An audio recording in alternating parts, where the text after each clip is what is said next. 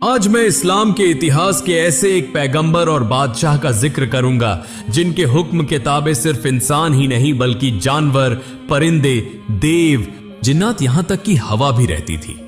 जमीन के सबसे बड़े बादशाह और अल्लाह के पैगंबर हजरत सुलेमान अलैहिस्सलाम एक दिन अपने शाही तख्त पर बैठे हुए थे। उस समय मल्लिका बिल्किस वहां हाजिर हुई और बहुत ही अदब के साथ अर्ज करने लगी, ए अल्लाह के नबी हजरत सुलेमान अलैहिस्सलाम, आप अक्सर अपने इस उड़ने वाले तख्त के जरिए जमीन के एक कोने से दूसरे कोने तक सफर करते रहते हैं। अगर आप मुझे भी इस उड़ने वाले तख्त पर सवार करके इस दुनिया के अलग अलग मकामात और अल्लाह पाक की अजीबोगरीब मखलूकात का राज दिखा देते तो मेरी जिंदगी बरकत वाली हो जाती। मलिका बिल्किस की यह बात सुनकर हजरत सुलेमान अलैहिस्सलाम कुछ देर खामोश रहे और फिर फरमाया, अगर अल्लाह चाहे तो यकीनन आपकी यह तमन्ना पूरी हो जाएगी।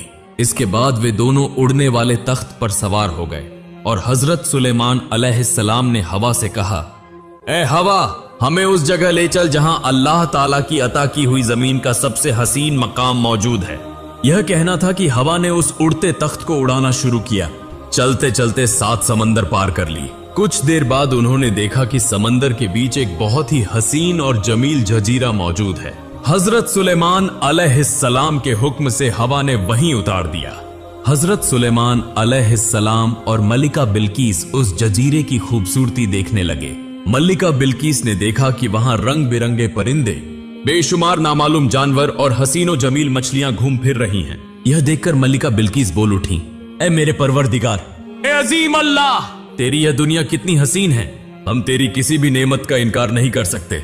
यह बात खत्म भी नहीं हुई थी कि हजरत सुलेमान अलैहिस्सलाम ने देखा कि उनके सिरों के ऊपर से कुछ पंखों वाले घोड़े बड़ी तेजी से उड़ते हुए गुजर रहे हैं। उनकी खूबसूरती और दिलकश शक्ल देखकर हजरत सुलेमान अलैहिस्सलाम को बहुत अच्छा लगा। वह उन घोड़ों को देखने के लिए लगातार निगाहें जमाए रहे, मगर देखते ही देखते वह पंखों वाले घोड़े इतनी तेजी से उनकी निगाहों से ओझल हो गए कि कहीं दिखाई न दिए। तब हजरत सुलेमान अलैहिस्सलाम ने फरमाया, आप यहां जरा इंतजार कीजिए, मैं अल्लाह की इस हसीन मखलूक को देखकर आता हूं। यह कहकर वह उड़ते तख्त के साथ उन घोड़ों के पीछे जाने लगे, लेकिन घोड़ों की रफ्तार इतनी तेज थी कि वह अचानक कहीं गायब हो गए और फिर दिखाई न दिए। आखिरकार हजरत सुलेमान अलैहिस्सलाम नाकाम वापस मलिका बिल्किस के पास लौट आए। फिर दोनों उड़ते तख्त के जरिए दोबारा शाही दरबार में वापस आ गए। अगले दिन हजरत सुलेमान अलैहिस्सलाम दरबार में अपने मुआज्जज अलिमा और अहले दानिश के साथ बैठे गुफ्तगू कर रहे थे।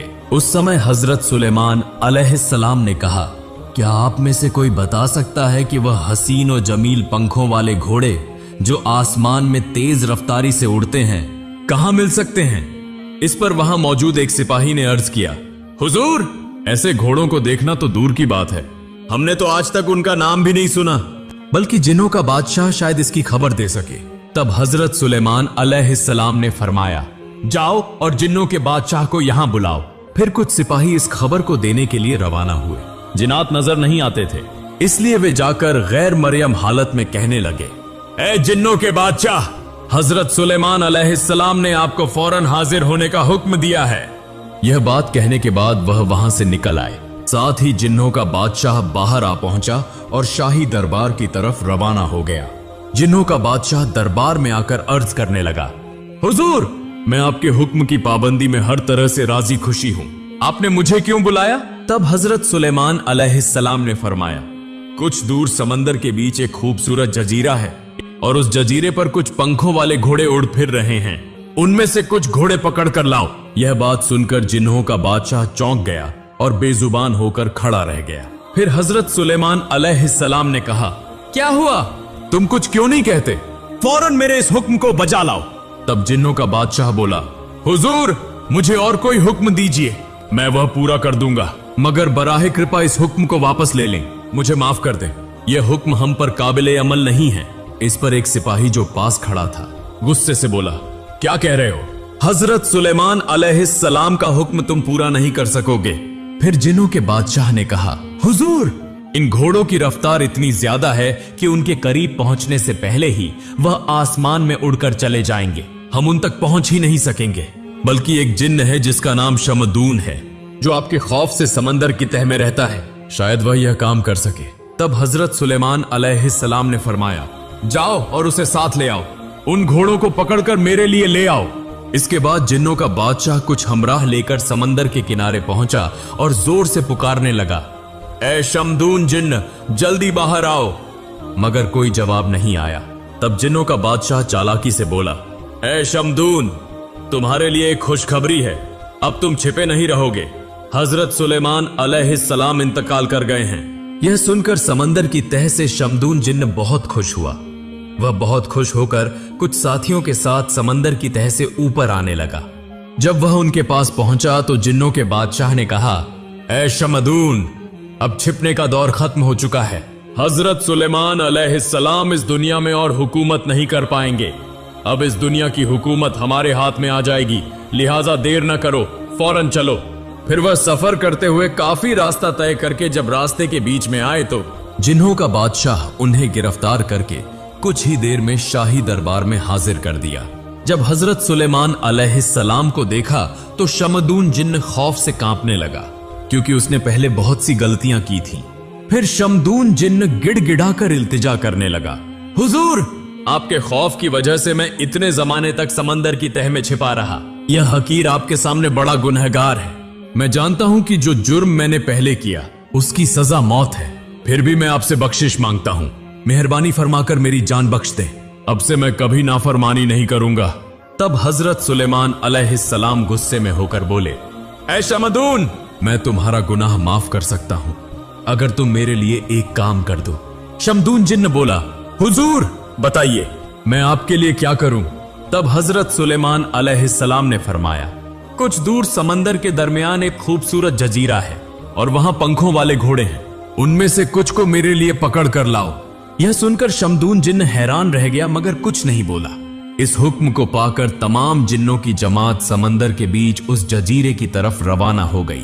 उस जजीरे पर पहुंचकर शमदून जिन्न बोला, आप सब जानते हैं कि इन घोड़ों की रफ्तार इतनी तेज है कि उन्हें काबू करना हमारे बस की बात नहीं, लेकिन उन्हें पकड़ने के लिए हमें एक तदबीर इख्तियार करनी होगी।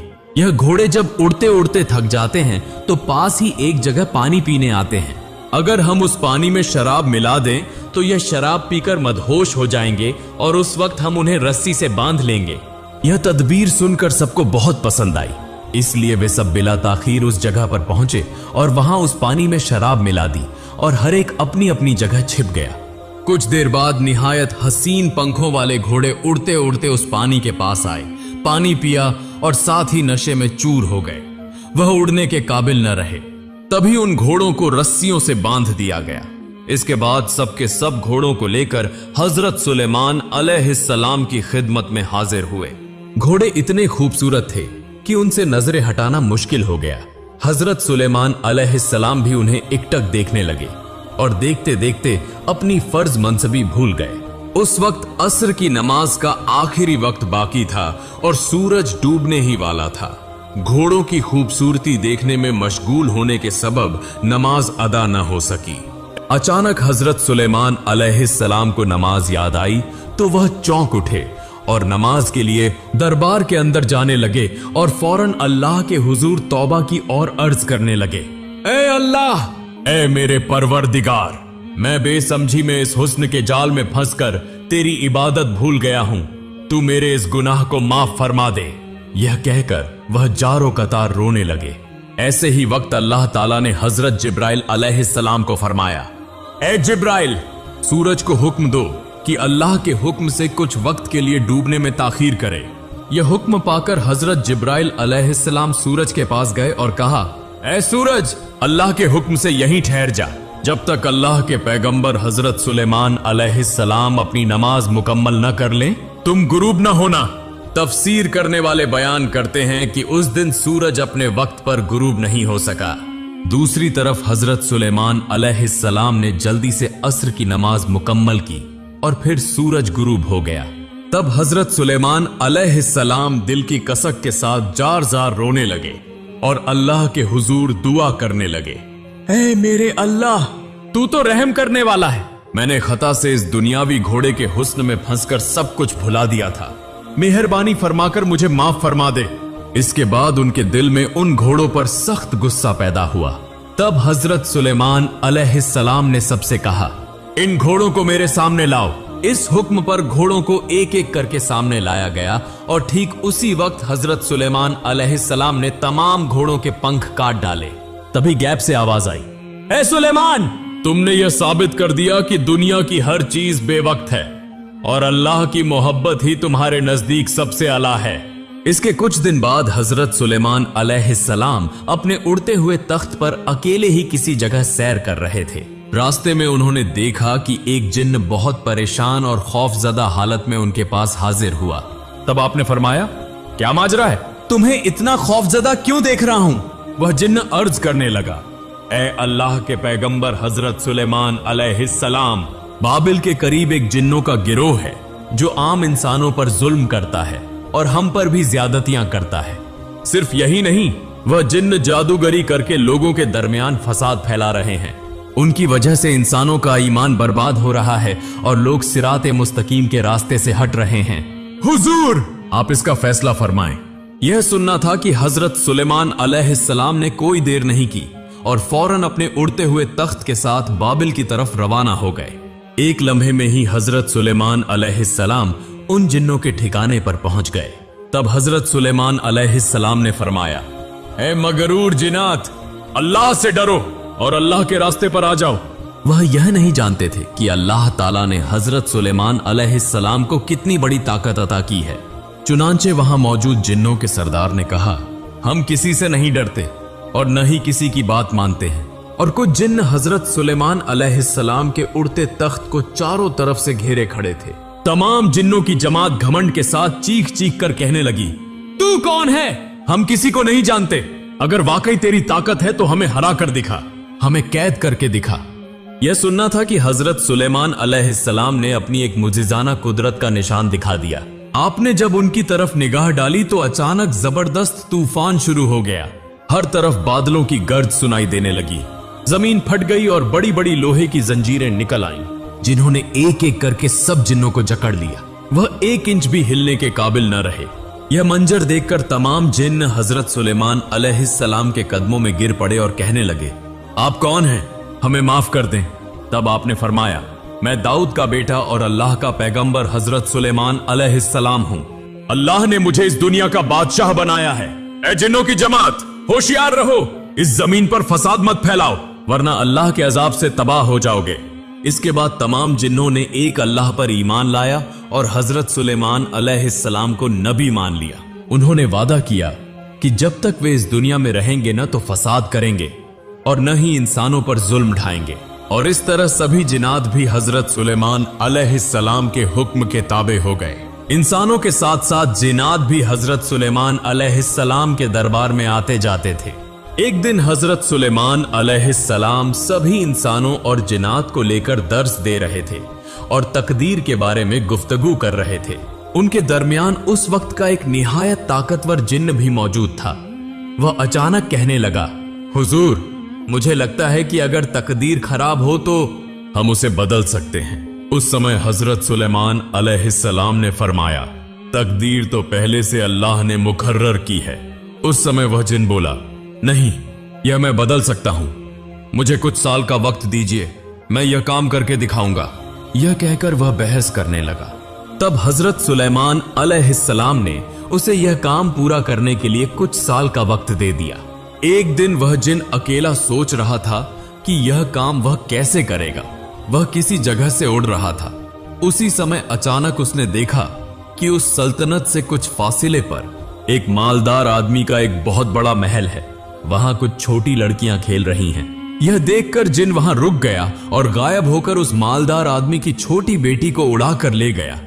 जाते जाते वह बहुत दूर घने जंगल के अंदर एक सुनसान जगह पर पहुंच गया। एक कमरे में उस छोटी लड़की को रख दिया। वह उस समय बेहोश थी, इसलिए खाने पीने की सारी चीजें जिन ने उसके पास लाकर रख दी।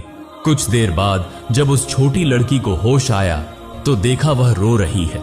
यह देखकर जिन ने एक दरवेश का रूप अख्तियार किया और उसके पास आकर बोला, तुम कोई फिक्र न करो, तुम्हारे साथ कुछ नहीं होगा, कुछ दिनों बाद सब ठीक हो जाएगा। अब यह चीजें खा लो और आराम करो। उधर वह छोटी लड़की कुछ समझ नहीं पा रही थी कि वह असल में कहां आ गई है। इस तरह मुश्किल हालात में वहीं वक्त गुजारने लगी। उसने वक्त के साथ सब कुछ बर्दाश्त कर लिया। एक दिन उस छोटी लड़की ने जिन से कहा, क्या आप मेरे लिए जरूरी चीजें ला सकते हैं? जिन ने कहा, बिल्कुल ला सकता हूं, तुम इस कमरे में रहो, मैं थोड़ी देर में वापस आऊंगा। यह बात कहकर जब वह कमरे के बाहर गया तो लड़की ने देखा कि वह आदमी गायब हो रहा है। यह देखकर लड़की ने दिल में सोचा, यह यकीनन इंसान नहीं है, कुछ और ही है, क्योंकि यहां इतने सालों में किसी इंसान को नहीं देखा। तब उसके दिल में और भी सवाल उठे और वह डरते डरते अकेली घर के बाहर जंगल की तरफ देखने लगी। फिर कई साल गुजर गए। अब वह लड़की जवानी की उम्र को पहुंच गई। उधर वह जिन दिल में कहने लगा, यह लड़की अब बड़ी हो गई है। हजरत सुलेमान अलैहिस्सलाम के सामने जो मैंने बहस की थी वह जीत कर दिखाऊंगा। अगले दिन रात को जोरदार तूफान और बारिश शुरू हुई। लड़की अकेली कमरे में डर डर कर सहमी हुई बैठी थी। उसी समय अचानक कमरे के बाहर से दो आदमी बोले, क्या घर में कोई है? बुराह ए करम, हमें थोड़ी पनाह दें। इस सुनसान जंगल में कई साल बाद ऐसे तूफान बारिश के दिन में अजनबी इंसानों की आवाज सुनकर वह चौंक गई। तब लड़की बोली, आप लोग कौन हैं? तब वह दोनों आदमी बोले, हम मुसाफिर हैं, हम मुसीबत में हैं। तूफान और बारिश रुक जाए तो कल सुबह ही हम रवाना हो जाएंगे। तब लड़की ने उन्हें कमरे में पनाह दे दी। देखा उनमें से एक गरीब कमजोर लग रहा है और एक बहुत मालदार आदमी मालूम होता है। लड़की ने कुछ नहीं कहा। वह रात गुजर गई। अगले दिन सुबह को उन्होंने उस लड़की से पूछा, तुम कौन हो और यहां कैसे आई हो? सुनसान जंगल में अकेली क्यों हो? तब लड़की ने कहा, मैं तो एक जिन के हाथों कैद हूं। कई साल पहले बचपन में मुझे वह उठाकर ले आया था। उसके बाद मैं कुछ नहीं जानती। लेकिन बुरा है करम, आप लोग यहां से चले जाएं, क्योंकि कुछ ही देर में शायद जिन आ जाएगा, तब तुम्हारा नुकसान होगा। तब वह मालदार नौजवान बोला, हम तुम्हें इस जिन के हाथ से बचाकर ले जाएंगे। जवान लड़की बोली, तुम लोग इस जिन का मुकाबला नहीं कर सकोगे। बुरा है करम, तुम लोग यहां से चले जाओ। फिर वह गरीब आदमी बोला, तुम जिस नौजवान को देख रही हो वह दरअसल एक छोटी सी रियासत के बादशाह का बेटा है और मैं उसकी कश्ती का मल्लाह हूं।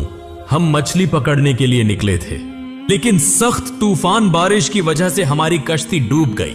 किसी तरह जान बचाकर हम यहां पहुंचे हैं।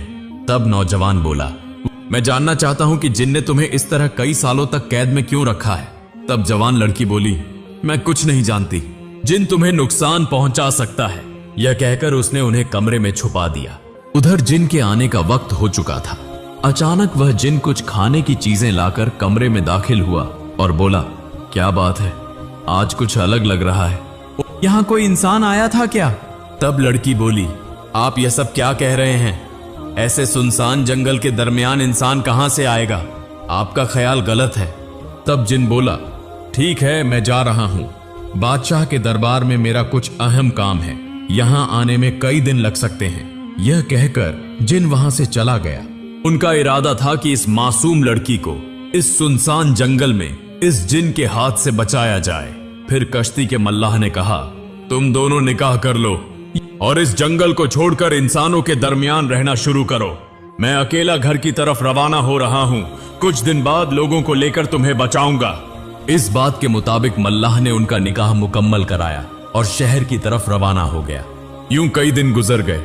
दोनों सुकून और खुशी से रहने लगे, लेकिन उनकी ख्वाहिश थी कि किसी तरह जिन के हाथ से बचकर निकल जाएं, मगर मुमकिन नहीं हो रहा था। फिर कुछ दिन बाद जब उस जिन के आने का वक्त हुआ, तब उस नौजवान को छुपा दिया गया। अचानक वह जिन वहां आ हाजिर हुआ और लड़की से बोला, तुम तैयार हो जाओ, मैं तुम्हें और इस घर को उड़ाकर हजरत सुलेमान अलैहिस्सलाम के दरबार में ले जाऊंगा। मैं इतने सालों से इंतजार कर रहा हूं, सिर्फ एक बहस जीतने के लिए, और यह शर्त जीत कर ही दम लूंगा। फिर कुछ देर बाद वह जिन इस घर को अपने हाथ में लेकर उड़ने लगा और हजरत सुलेमान अलैहिस्सलाम के दरबार के सामने ले आया। तब वह जिन कहने लगा, हुजूर, आज से 10 साल पहले आपसे एक बहस की थी। आपने कहा था तकदीर पहले से लिखी हुई है, उसे कभी बदला नहीं जा सकता। लेकिन यह देखें, मैंने बदल दी है, क्योंकि इस घर में जो लड़की है उसका निकाह एक बादशाह के बेटे के साथ होना था, लेकिन वह किसी तूफानी रात में कश्ती डूबने से मर गया। अब इस लड़की का किसी और के साथ निकाह हो गया है। देखिए मैंने लिखी हुई तकदीर को कैसे बदल दिया है। तब हजरत सुलेमान अलैहिस्सलाम ने फरमाया, इस घर का दरवाजा खोलो। एक सिपाही ने घर का दरवाजा खोला और अंदर से लड़की अकेली नहीं निकली, बल्कि अपने शौहर के साथ बाहर आई। इस पर वह जिन हैरान परेशान रह गया। वह किसी तरह अपनी आंखों पर यकीन नहीं कर रहा था। तब हजरत सुलेमान अलैहिस्सलाम ने फरमाया, तुम कौन हो और इस घर में क्या कर रहे थे, और तुम्हारे साथ यह नौजवान कौन है? तब लड़की ने अपनी सारी बातें हजरत सुलेमान अलैहिस्सलाम के सामने बयान कर दी। तब हजरत सुलेमान अलैहिस्सलाम ने उस जिन को मौत की सजा देने का हुक्म दिया। प्यारे नाज़रीन, इस वाक़ये से हमें बहुत कुछ सीखने को मिलता है। दुनिया में चाहे कितनी ही कीमती चीजें क्यों न हों, अल्लाह के नजदीक वह सब बहुत ही मामूली हैं। इसलिए दुनिया के लालच में आकर हमें ऐसा नहीं करना चाहिए कि हम आखिरत को भूल जाएं। जैसे दुनिया के सारे अंबिया और रसूलों ने अल्लाह के हुक्म पर अमल किया, हमें भी चाहिए कि अल्लाह के हुक्म पर अमल करें और अंबिया और रसूलों के रास्ते की पैरवी करें। अल्लाह ताला हम सबको सीधे रास्ते पर चलने की तौफीक अता फरमाए। आमीन।